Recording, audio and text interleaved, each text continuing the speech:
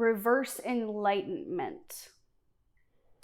Falling off the path, choosing to not walk on the path, sitting down and refusing to move while on the path, putting oneself back in the box from which one has already been liberated.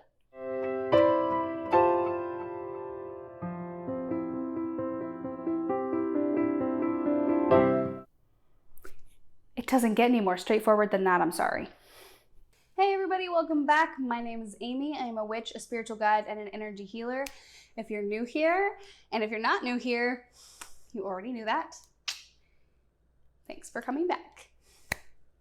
Okay, today I want to talk about something that's a little bit controversial, but I believe that we can do it.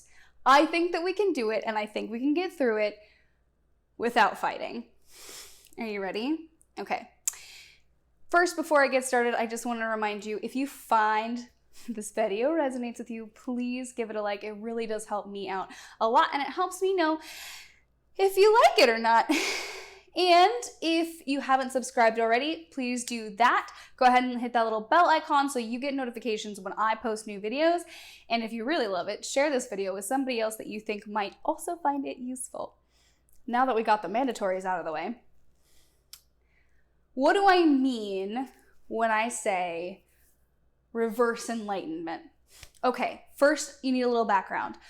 For the entirety of my journey, I have had the stout belief that once you learn something, you can't unlearn it. And I know that that sounds super basic, but it's like you start maybe in your religion, and then you realize that not all other religions are evil. And then you start to understand that people are not just good and bad. They're just many mixes and levels and things. And we all have trauma and we all have good parts. And it's just a matter of what we choose to exhibit, right? So then you think, oh gosh, there's so much more to the universe than I thought. And you start dabbling with witchcraft. And then you start to realize that the energy all around us is one with us and everybody else, and it starts going and going and going. Next thing you know, you're in a spiritual awakening, and you're like, how did I get here? I thought I was a witch. You are, probably, but you're also so much more, because words like witch these are constructs, right? These are words that we attach to things so that they make sense to us. They're things that we can call ourselves so that we don't have to call ourselves something else. And in that way, they're important. But after a while, they start to be less important. Okay.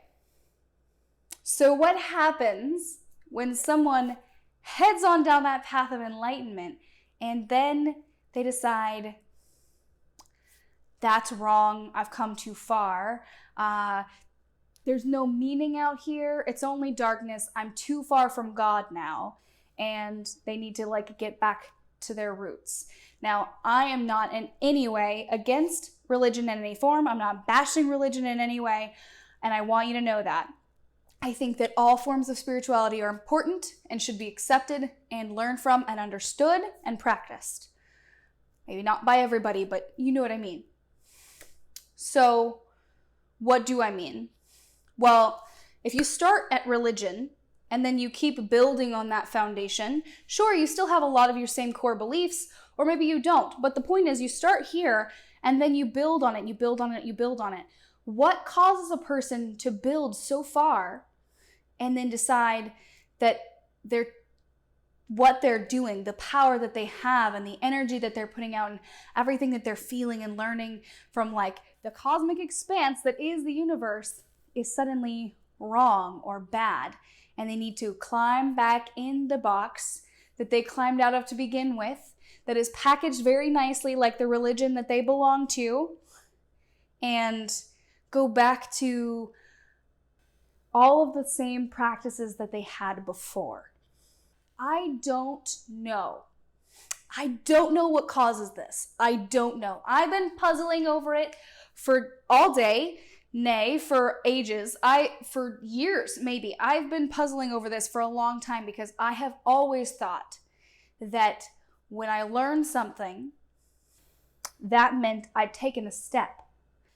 And you can't forget the thing that you've learned, right? It's like, how do you suddenly stop and say, I don't actually believe that I have this power.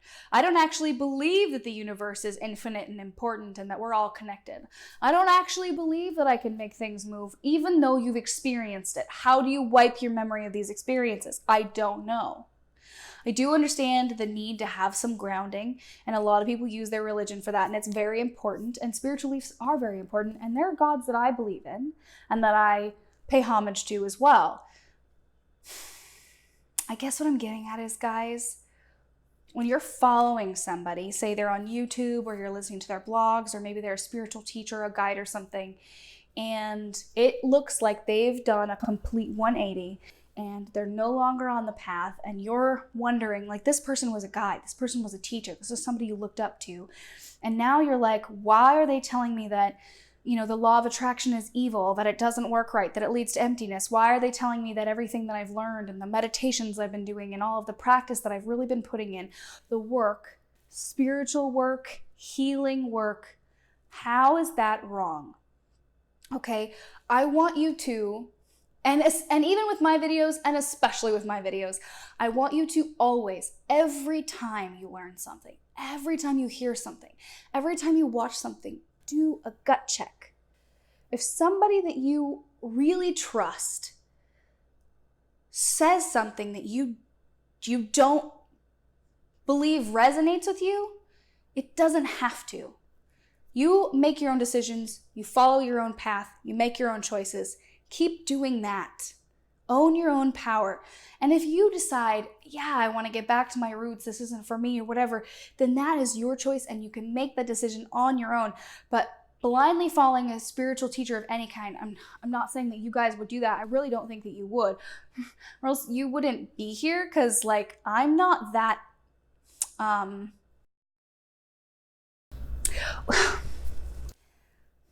not what you would call a used car salesman. I'm not here to convince anybody to do anything. So I have made the mistake time and time again, personally myself, of looking at people that I respected and loved and followed,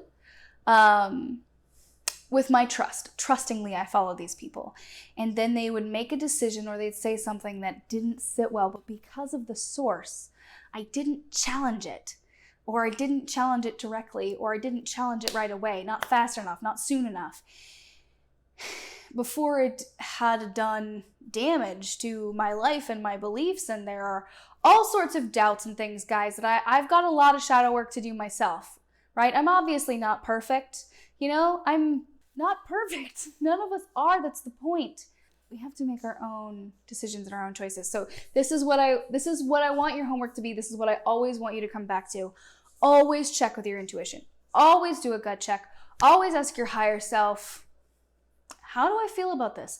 How does this feel? And, either your first reaction is going to be the correct one, or you'll find yourself learning enough that you agree with your reaction. It's one or two things. I've told this story before, but there was one time that I came across something and I was like, whoa, I thought that this person was enlightened. I thought that they knew what they were talking about. I thought that they were awake, and I was like learning so much stuff, and then they said something and I was like, that's too far. That's too crazy. That's too much. I can't get on board with that. And the next morning, like overnight, my higher self took my human brain, took my ego, and was like, here we go. We're going to learn these things. It's okay, sweetheart. It's time for you to remember. It's time for you to understand. And by the time I woke up in the morning, I had already changed my mind. I was on two sides of the argument at that point. I'd started here and I ended up here. That can happen. And I'm not saying it won't happen. And in fact, it's amazing if it does. But if your first instinct is a roiling, churning, bad, nasty feeling, a sinking sort of feeling, a what if I'm crazy after all sort of feeling, a what else did I do wrong kind of feeling, that's probably fear. And I want you to listen to yourself, and I want you to trust yourself. Don't trust me. It doesn't matter what I say. At the end of the day, it really doesn't matter what I say, because I'm not living your life for you. You're living your life. Make your own decisions. Somebody tells you that your witchcraft is evil. I mean, I feel like we're ready for this because we're witches, right? A lot of people in the spiritual community they come from religious backgrounds, and their eyes are open, and they start to sort of practice and do things that we would consider ritualistic. And I feel like we have a hand up, because we started in this place that's already not so accepted in society. We're already used to weird things happening, and we're used to making weird things happen. And that's part of our life. Like, we talk in the spiritual realm. We talk in this sort of esoteric, I felt this and the energy was that, and this thing came after me, and I had to get rid of a thing, and there was somebody came to me, and I had to, lift a thing and drop a thing and hex a thing and heal a thing. And that for us is our work. That's a lot of our daily life. So I feel like we're already kind of set up to accept a lot of the grander, more all-encompassing concepts, the things that are really easy to us. The law of attraction is it's just another name for what we already know and what we already do, which is put out your intent and something comes back, right? But they needed a name for it so that people who weren't used to doing the crazy shit that we do could understand it. So I'm not worried about you guys. I felt like somebody needed to say it, I've been seeing people going down this sort of this path of love, and then stopping, putting the brakes on and being like, I can't. And I don't know where that's coming from. I don't know if it's sincere. I have a feeling it's not sincere.